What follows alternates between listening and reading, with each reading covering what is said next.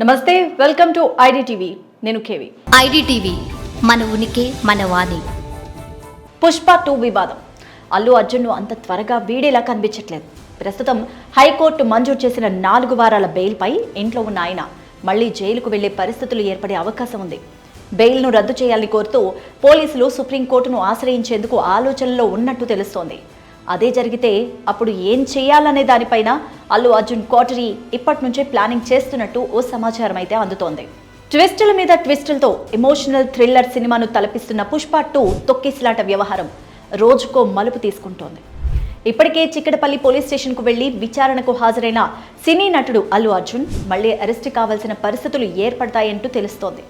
ఇక ఈ వివాదాన్ని ముఖ్యమంత్రి రేవంత్ రెడ్డి కూడా సీరియస్ గానే తీసుకున్న తరుణంలో ఎప్పుడు ఏం జరుగుతుందో అన్న చర్చ అంతటా వినిపిస్తోంది.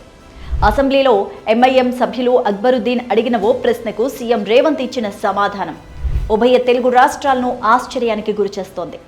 ఆ వెంటనే అల్లు అర్జున్ ప్రెస్ మీట్ పెట్టి మరి తనపై తప్పుడు ప్రచారం జరుగుతోందంటూ ఆవేదన కూడా వ్యక్తం చేశారు.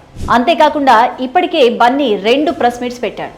మొదటి ప్రెస్ మీట్లో మాట్లాడినప్పుడు చాలా విషయాలు మీడియాకు చెప్పాడు. అందులో ముఖ్యమైన పాయింట్స్ ఏంటంటే, తనకు రేవతి చనిపోయిన విషయం తెల్లారేంత వరకు తెలియదు అనేది ఒకటైతే, తను రోడ్ షో చేసుకుంటూ రాలేదు అనేది మరొక విషయం. కానీ పోలీసులు పెట్టిన ప్రెస్ మీట్లో మాత్రం రేవతి చనిపోగానే ఓ పోలీస్ అధికారి బన్నీ దగ్గరకు వెళ్లి విషయం చెప్పినట్టు, తక్షణం అక్కడి నుంచి వెళ్లిపోమన్నట్టు క్లియర్ గా చెప్పారు. బన్నీ ఓపెన్ టాప్ కార్లో జనానికి అభివాదం చేసుకుంటూ ముందుకు సాగిన విజువల్స్ కూడా చూపించారు. ఇక వీటి విషయంలో మాత్రం ఇప్పటి వరకు అల్లు అర్జున్ కానీ, అతని తండ్రి అల్లు అరవింద్ కానీ, బన్నీ తరపున వాదిస్తున్న లాయర్స్ కానీ ఏమాత్రం స్పందించలేదు. ఇక ఈ విషయాన్ని పోలీసులు కూడా సీరియస్ గానే తీసుకున్నారు.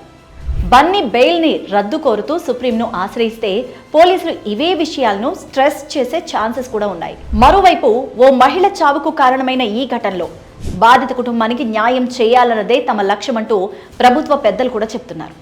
ప్రభుత్వం తరపున సాయం కూడా ప్రకటించి ఆ వెంటనే అందజేశారు కూడా. ఇలా ఒక్కొక్కటిగా జరుగుతున్న ఘటనలు చూస్తుంటే అల్లు అర్జున్ పై మళ్లీ పోలీసులు యాక్షన్ తీసుకునే అవకాశాలే ఎక్కువగా కనిపిస్తున్నాయి ఈ పాయింట్లో. ఇక చిక్కడపల్లి పోలీస్ స్టేషన్లో జరిగిన విచారణకు కూడా ఆ దిశగా మరిన్ని ఆధారాలు సేకరించి ఉంటుందన్న అభిప్రాయం కూడా వ్యక్తమవుతోంది.